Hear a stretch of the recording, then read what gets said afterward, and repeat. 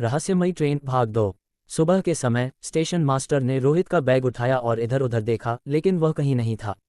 Station के CCTV कैमरों की जांच की गई और जो फुटेज सामने आया उसने सबको चौंका दिया। रोहित प्लेटफॉर्म पर अकेला खड़ा था, फिर अचानक वह जैसे हवा में गायब हो गया।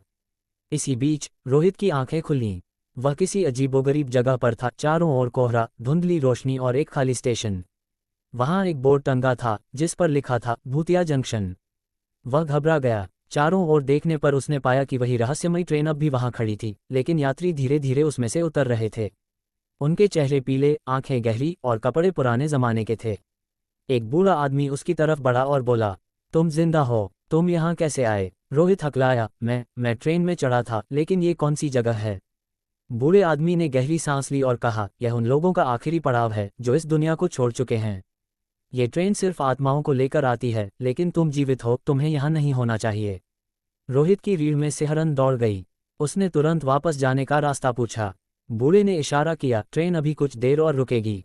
अगर तुम इसे पकड़ सको तो वापस जा सकते हो, लेकिन अगर ट्रेन चली गई तो तुम हमेशा यहीं रह जाओगे। रोहित दौड़ पड़ा। उसने ट्रेन के दरवाजे की ओर छलांग लगाए। तभी घंटी बजी और ट्रेन चलने लगी। वह पूरी ताकत से भागा, लेकिन दरवाजा धीरे धीरे बंद हो रहा था। आखिरी पल में उसने छलांग लगाई और ट्रेन के भीतर घुस गया। अचानक उसकी आंखों के आगे अंधेरा छा गया।